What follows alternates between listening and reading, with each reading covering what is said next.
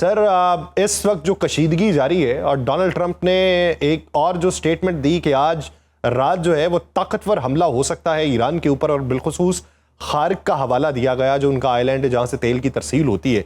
अगर हालात इसी नहज पे पहुंच चुके हैं जिस समत का इशारा डोनाल्ड ट्रंप की स्टेटमेंट ट्रुथ सोशल का बयान दे रहा है, तो फिर आने वाले दिन कैसे होंगे? और अगर हालात इस नहज पे नहीं है तो ये बयान क्यों कर? देखिए, अगर पिछले 24 और 48 घंटों का पैटर्न देखा जाए तो ये मुमकिन है कि वो ये हमला करें और सख्त हमला करें। और खाग आइलैंड का उन्होंने जिक्र किया है, लेकिन अब तक उनका जो हदफ है वो ईरान का जनूबी इलाका रहा है, जिसमें कशम आइलैंड है, सरिक है, जस्क है, उसके अलावा जो मिनाब का इलाका है या बंदर अब्बास जो है, जो उनकी बंदरगाह है, और वहाँ जो मिलिट्री सर्वेलेंस और जो मवासलाती निज़ाम है और उसके बाद फ़िज़ाई दिफाई निज़ाम है, उसके ऊपर हमले करते रहें। खाग आइलैंड के ऊपर अगर वो हमला करेंगे तो सिर्फ फ़िज़ाई हमला नहीं होगा, क्योंकि उनके वहाँ जो पैराट्रूपर्स भी मौजूद है और एम्फीबियन फोर्स भी मौजूद है। तो उसके लिए तो उनके पास ये ऑप्शन होगा कि वो अपने बूट्स ऑन द ग्राउंड लाएं और उसके बाद जो है उसके ऊपर कब्जा करें, क्योंकि खाग आइलैंड के ऊपर वो पहले भी हमला कर चुके हैं। खाग आइलैंड की जो धमकी है वो एक तरीके से ख़तरनाक है और दूसरी तरफ से समझ में नहीं आ रही, क्योंकि खाग आइलैंड के ऊपर कब्जे के बाद वहाँ हलाकतें हो सकती हैं अमेरिका की, और अमेरिका में ये जंग इस वक्त बहुत गैर मकबूल है। कोई भी नहीं चाहता कि ये जंग हो या तवालत इख्तियार करे। और अमेरिका ने पहले से ही ईरान की तमाम बंदरगाहों का, यहाँ तक कि खलीज ओमान में भी जो बंदरगाहें हैं खलीज फ़ारस के अलावा, उनके ऊपर जो है एक नाकाबंदी की हुई है, एक बहरी मुहासरा मुसल्लत किया हुआ है। तो उसे इसकी ज़रूरत नहीं है कि वो खाग आइलैंड के ऊपर करे। उससे ज़्यादा जो है उसने जो कहा है वो ख़तरनाक है और तशवीशनाक है सदर ट्रंप ने। वो ये है कि उनकी जो ऑयल इंस्टॉलेशंस के ऊपर है वो हमला करेंगे। और अगर ऑयल इंस्टॉलेशंस के ऊपर हमला करेंगे, वो किसी भी जगह पे हो सकते हैं, या ऑयल एंड गैस जो है वहाँ पार्स उनका एक बहुत बड़ा गैस फील्ड है जो कतर और इन दोनों ममालिक के पास है, ईरान के पास है। तो उसका सबसे बड़ा ख़तरा यह है कि दुनिया की सप्लाई चेन्स और भी बुरे तरीके से मुतासर होंगी। खुद अमेरिका उसकी जद में आएगा। पहले ही एक आलमी सतह पे माशी बहरान है, वो शदीद तर हो जाएगा।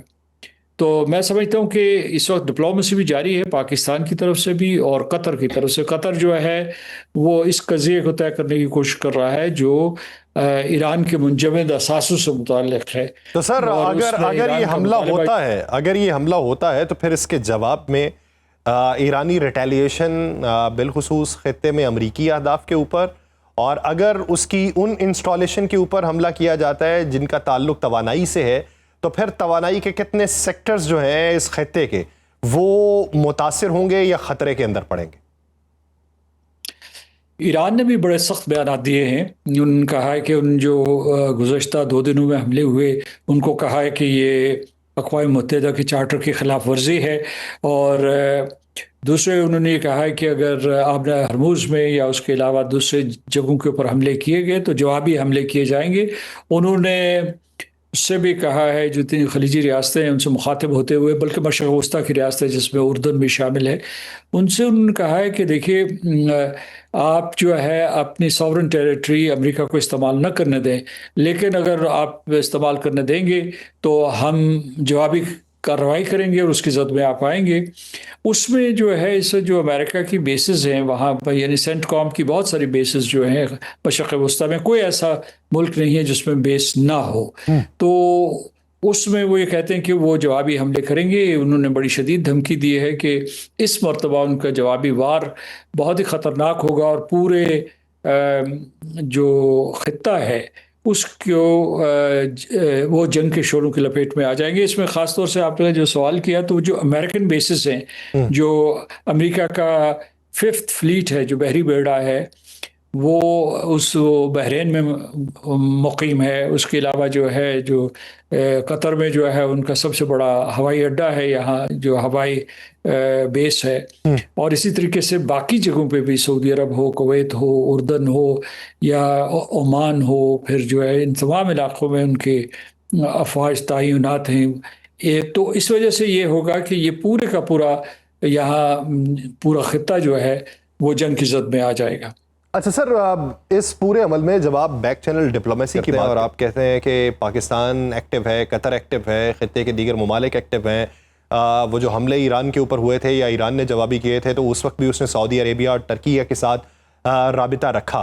लेकिन इस पूरे मंजरनामे में दो बड़ी ताकतें रशिया और चाइना, डोनाल्ड ट्रंप के विजिट के बाद उनका क्या किरदार रहा है और मौजूदा सूरत हाल में क्या किरदार दिखाई देता है? क्या सिर्फ खामोश तमाशाई का या फिर पसे पर्दा कुछ और चल रहा है? देखिए, चीन ने तो पाकिस्तान से मिलकर फरीकैन को ये सलाह दी थी कि जंगबंदी होनी चाहिए, मुकालमा होना चाहिए और उसके बाद freedom of navigation through the straight of Hormuz, और तकरीबन गुफ्तगू उसी के आसपास हो रही है। और फिर भी ये भी था कि भाई न्यूक्लियर डील कर लें किसी तरीके से।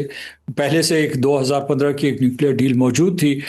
सदर ट्रंप उसमें इजाफा चाहते हैं ताकि वो ये दिखा सकें कि सदर बराक ओबामा से उन्होंने बेहतर एक डील दी है अमेरिका को और ईरान के मुकाबले में। तो लेकिन ये जो है आपने जो कहा है वो खामोश तमाशाई नहीं है, पसे पर्दा वो भी मुतहर्रिक हैं। सदर पुतिन ने भी उनको मशवरा दिया था सदर ट्रंप को, एक बहुत लंबी इनकी टेलीफोन कॉन्वर्सेशन हुई थी कि जंग का खात्मा किया जाए। उन्होंने बल्कि अपनी सालसी की भी पेशकश की थी और उन्होंने ये भी पेशकश की हुई है कि अगर ईरान मान जाए तो जो उनके पास जौहरी मवाद है, जो इनरिच्ड यूरेनियम के स्टॉक पाइल्स हैं, वो अपनी तहवील में लेने के लिए तैयार हैं।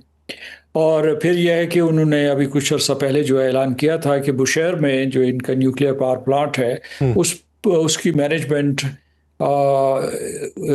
रूस के हाथ में थी, तो वो लौटने के लिए तैयार थे, कि वहाँ लौटने के लिए तैयार थे। तो इसलिए यह है कि रूस भी पसे पर्दा किरदार अदा कर रहा है, चीन भी कर रहा है।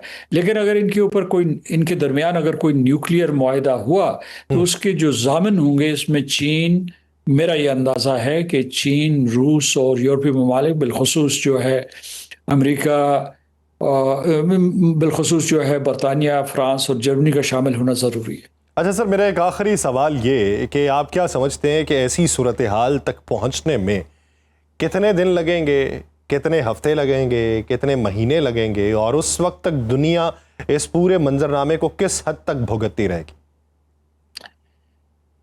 देखिए, सदर ट्रंप के बयानात के ऊपर अगर आप तवज्जो दें तो उनमें तजाद भी होता है, लेकिन उसके एक पैटर्न जो आपको नज़र आता है कि वो आमतौर पे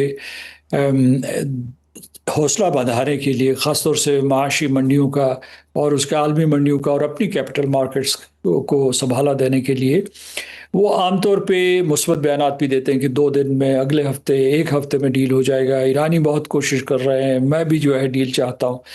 तो ये फिर जो इस, और फिर जो है ये जंगबंदी जो है अप्रैल के अवाइल में हुई थी, अभी तक जंग एक किसी न किसी शक्ल में जारी है, साल से भी जारी है। तो ये सही अंदाज़ा लगाना कि कितने दिन लगेंगे, कितने हफ्ते लगेंगे, ये बड़ा मुश्किल है। लेकिन दैट सेड, मैं समझता हूँ कि जो इस वक्त सदर ट्रंप जल्दी में है कि वो चाहते हैं कि किसी तरीके से ईरान उनकी शराइत मान जाए और वो साथ साथ फतेह याब भी होने का एक नक्कारा बजा सकें। और ईरान जो है जिस किस्म की शराइत, कड़ी शराइत उसने सामने रखी हुई, उनसे दस्तबरदार हो जाए। तो ये मुमकिन नहीं है कहीं, मेरा ख्याल है। और एक ये भी अमेरिका का एक अजीब तरीक़ा है कि वो बमबारी के ज़रिए पीस डील करवाना चाहते हैं। हालांकि इसका आमतौर पे मुज़ाकरात की मेज़ के आमने सामने ये मामलात हल किए जाते, मैदान जंग में नहीं किए जाते। लेकिन अगर ये जंग दोबारा से छिड़ गई तो उस वक्त भी सफारतकारी की ज़रूरत होगी, उस वक्त भी सहूलतकारों की ज़रूरत होगी, सऊदी पाकिस्तान की और ओमान, कतर, उसके अलावा तुर्की, मिस्र, सऊदी अरब, ये जो एक ग्रुप बना था, जो इलाकाई ग्रुप बना था, इसकी ज़रूरत होगी ताकि ये न सिर्फ पैगाम रसानी करें बल्कि दोनों फरीक़ैन को एक मरतबा फिर आमादा करें